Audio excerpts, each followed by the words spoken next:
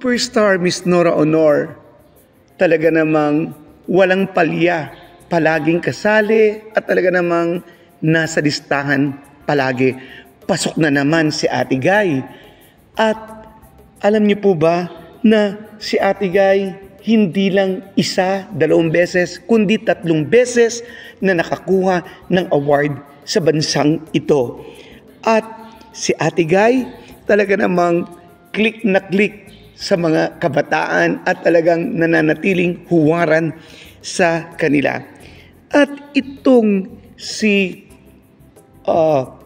Miss Christy Permin, meron na namang pinahayag kay Ate Guy. Ano ba ang mga pahayag nito at ito ba ay maganda o ito ba ay nakakabuti?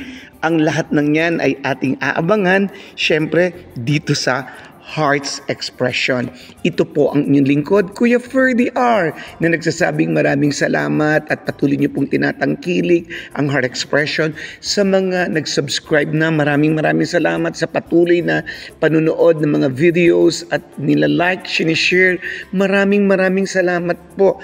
At sa mga hindi pa nag-subscribe, please, subscribe po natin ang YouTube channel na Heart's Expression. At tapusin ang video, please subscribe po natin.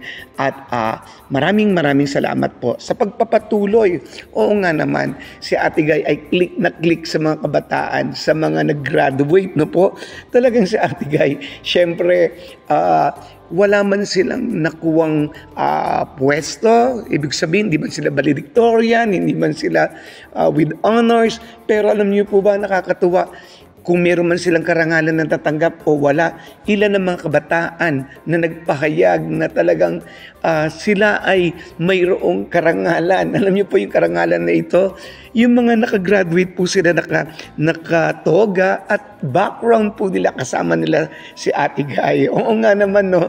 With honor. Ayun po, nakakagalak at talagang, even ng mga ito'y talagang mini-meme nila si Ate Guy, no? Talaga namang syempre, karangalan naman talaga si Ate Guy ng bansa at madikit ka sa pangalang Nora Honor ay isang malaking bagay ito at hindi sila nagkamali ng kanilang inidolo. Kaya congratulations po sa lahat ng mga nag-graduates and of course, syempre, ikinararangal nyo natin na si Ate Guy ay kasama natin sa mga pictures na background. Natutuwa po ako sa mga videos na ito, no? At syempre, si Miss Christy Permin, meron po siyang sinabi about kay Ate Guy. Ano po ito? Ito po'y patungkol patungkol po sa pagbibiyahe ni Ate Guy dapat dun sa Bona, no po, na ipinalabas sa Cannes, no po. Ako po, humihingi rin po ako ng dispensa dahil napag-alaman ko noon na humingi ng sponsor sa Ate Guy para makapunta dun sa Cannes. Nagkamali po ako doon, I stand to be corrected at sa susunod po lalo po ako maging maingat. Pero hindi po dahilan ni Ate Guy na kaya hindi nakapunta dun sa Cannes Festival ay dahil sa siya po ay mayroong humihingi siya ng sponsor para makapunta doon. Hindi po yun, kundi ang doktor po mismo ang nagsabi, iniingatan si Ate Guy na hindi siya pwedeng magbiyahe. Kaya po, yun po ang tunay na dahilan. Of course, importante po ang kalusugan ni Ate Guy. Kaya po, ganun po ang dahilan, hindi siya pwede sa mararaming tao. Of course, si Ate Guy kailangang ingatan, hindi naman bumabata si Ate Guy. At syempre, pagmalasakitan si Ate Guy ang kanyang kalusugan. Lalong-lalo na ngayon na si Ate Guy ay talagang kailangan pa natin si Ate Guy dahil karangalan siya ng ating bansa. At yun din po ang sinabi ni Miss Christy Permin, no po. Nagulat tayo kasi minsan may mga pagkakataon na may mga sinasabi siya laban kay Ate Guy pero mapapatawad na natin siya dahil alam naman po natin ang importante ngayon ay sinasabi niya yung totoo at kahit hindi niya sabihin na ang mga bagay nito alam naman ng lahat. Sabi niya nga, si Ate Guy walang ibang pinakamaningning na bituin kung hindi si Miss Nora Honor. Sabi niya, walang hindi pwedeng magsabi niyan. Sabi, hindi kayang sabihin ng iba yan dahil totoong si Ate Guy ang pinakamaningning na bituin. At agree naman po yung kasama niya na dalawa sa kanyang YouTube channel na Showbiz now na po yun, no? Salamat, Ma'am Christy, Permin. Talaga naman kapag magaganda ang mga sinasabi mo ay natutuwa kami. Pero kapag naman minsan ay sinasabi ko hindi kagandahan at hindi naman, kumbaga po parang walang batayan, nalulungkot po kami. Pero alam ko po na mahal niyo po si Ate Guy. Maraming salamat po. At si Ate Guy, no po, hindi lang siya 3 beses. Hindi lang siya 1 beses na nakatanggap ng karangalan. Saan ito? Hindi po ba ito nakaraan ang Mananambal, nakatanggap siya ng award sa pelikulang Mananambal, ginawaran siya, no? Isang pinakamagaling na actress at talagang lifetime achievement ito kay Ate Guy. Talagang napakahusay. At noong 2023 ay talagang pinarangalan na si Ate Guy, di ba? At ngayon na naman, ngayong 2024, may parangal siya na bilang isang People's National Artist. At talaga namang sa Ate Guy, napaka galing. Noong 2023, na-awardan na siya, o isa na yon. Tapos yung 2024, 2 beses, yung Mananambal.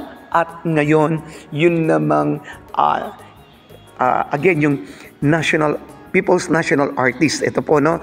Yan po yung mga natanggap ni Ate Guy. Kaya iba na talaga sa Ate Guy. Talagang hindi lang ngayon si Ate Guy, hindi lang minsan na nakakatanggap. Ang dami niya. Not just once, not just twice, but thrice. Yan si Ate Guy na talagang sunod-sunod ang kanyang blessing. At ano na naman itong balita na si Ate Guy, no? Nakakatuwa. Si Ate Guy ay muli, pasok na naman si Ate Guy. Sabi nga, pasok na naman sa banga, pasok na naman sa listahan. At talagang masasabi mong siya na ang pag sinabi mong of all time. Si Ate Guy yun palagi, greatest actress of all time, greatest film of all time, di ba? Greatest producer of all time. At ngayon, meron na naman siyang, pasok na naman siya. Saan?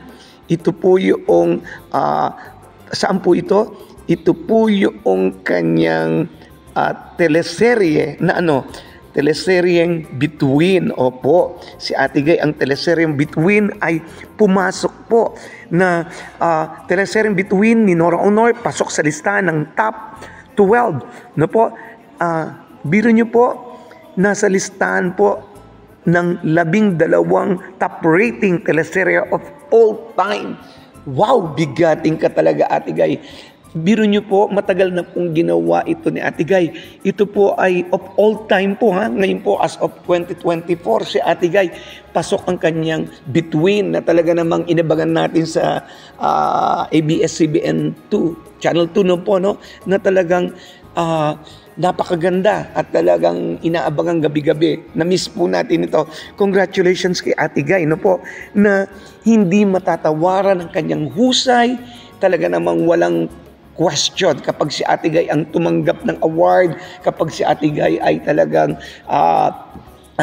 kasali, ito po ay legit, walang kaduda-duda na si Ate Guy ay pasok na pasok at talagang sasabihin mong legit na legit yan. Ate Guy, iba ka talaga. At alam po namin, ang PIETA ay maglalakbay ito sa buong bansa, sa mga probinsya, and of course, sa buong mundo. Congratulations, Ate Guy. We love you so much. At sa mga Noranians, maraming salamat po. Ito po si Kiefer DR na nagsasabing, as long as there's love, we will stand, and to God be the glory. Maraming salamat po. Mabuhay.